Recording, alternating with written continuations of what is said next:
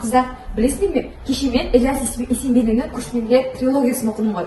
Жанталасын 2 мәрте, қаһарды 2 мәрте. Өте сондай бір рухани азыққа толы, қаншама тарихи оқиғалар, батырлар, ерлер. Яғни дұрыс айтасың, мен де оқыған болатынмын. Сода менде бір сұрақ бар.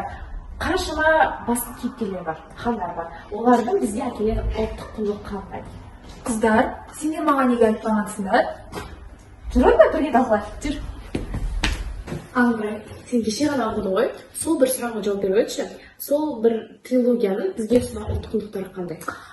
Сен білесің бе, бұл жерде жалпы тәуелсіздік жолына жетудегі қазақ батырларының ерліктері, ақын, шешен, жыраулардың мұралары бар.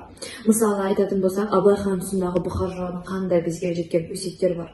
Сонымен қатар Кенесары тұсындағы би, шешендер, оның ұлт азаттық көтерілісінде оған қолдау білдірген сұлтандар, соның барлығы, солардың өсиет сөздері бұл нағыз ұлттық мұра.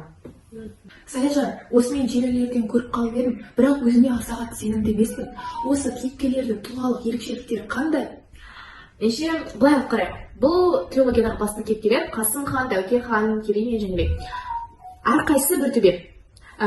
Осы қазақ халқына әкелетін пайдасы ұшан теңіз десек те болады. Мысалға алып қарайтын болсақ, әрқайсысы бір ақылгөй билер, шешімдер, ол кісілердің шешімдері кітаптың негізгі рухани өзегі болып табылады. Осы жағынан оны қарастырып алсақ болады. Ал енді Нұрай, саған сол жерде қандай эпизод әсерлі болды? Мен Жанталас романын оқыған кезде Абылай тұсындағы хандықты оқыдым. Ол жерде Бөгенбай батыр өзінің 500 ғана әскерімен жоңғарлардың мыңдаған әскеріне шабуылдайды. Неге? Себебі қазақ батырлары басқа жақта жаулармен соғысып жатқан кезде жоңғардың рулары келіп қазақтардың қыздарын күндікке алып кеткен. Сол жерде жылаған баланың көз жасы, олардың ащы зілді дауыстары сондай Бөгенбайдың жүрегіне ежіретіп, ол сол бетте жоңғарлардың артынан іле сала шығады.